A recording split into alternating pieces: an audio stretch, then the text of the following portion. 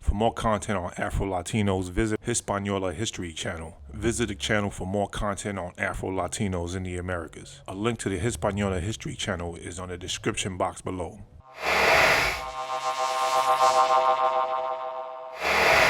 Peace, folks. This is your brother David Rodriguez with another edition of Info Den, information necessary for overstanding.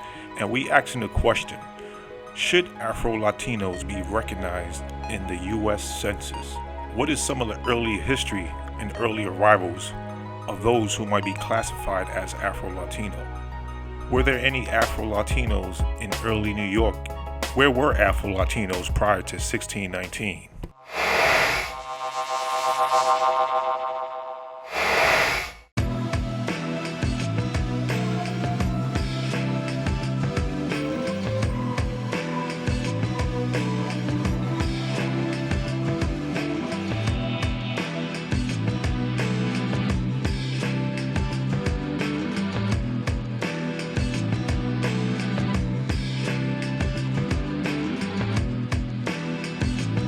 We know 1492, the school textbook version of history, tells us that Columbus came and discovered what he later called the land of Hispaniola, Little Spain.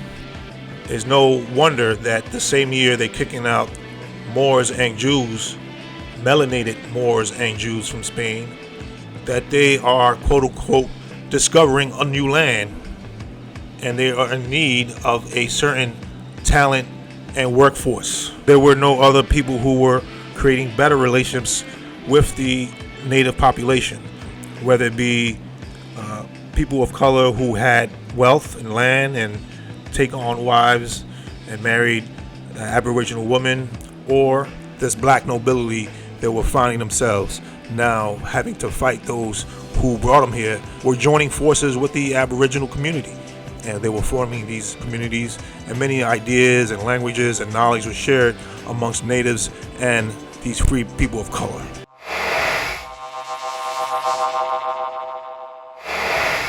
Early colonial records of New York indicate a presence of free people of color with Spanish surnames.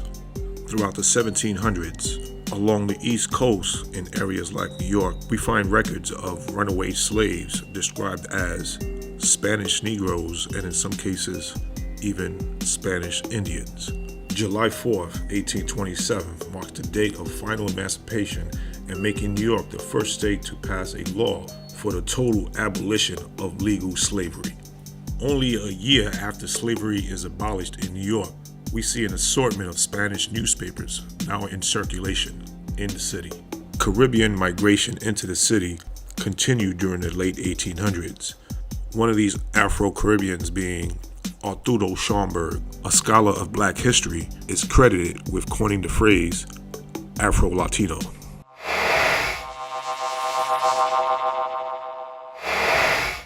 Afro-Latino, a term that has yet to be clearly defined and is fairly new. But this term is an attempt to define a people who are not new to the Americas. Even before 1619, when the colonies were just forming in North America, Latin America already experienced a series of independent struggles, rebellions, and peace treaties. In the Caribbean, Central America, South America, and Mexico.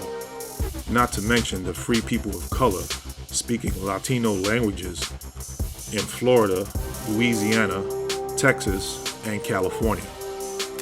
By definition, this early demographic in the Americas can be classified as Afro-Latino. With a proven foundational history in the Americas, should Afro-Latinos be recognized as its own demographic?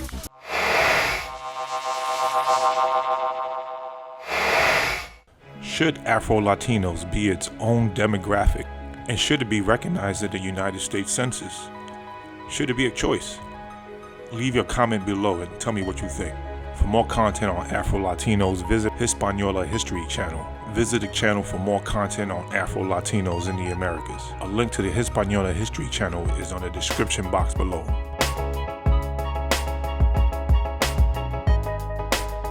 Visit afroindios.com.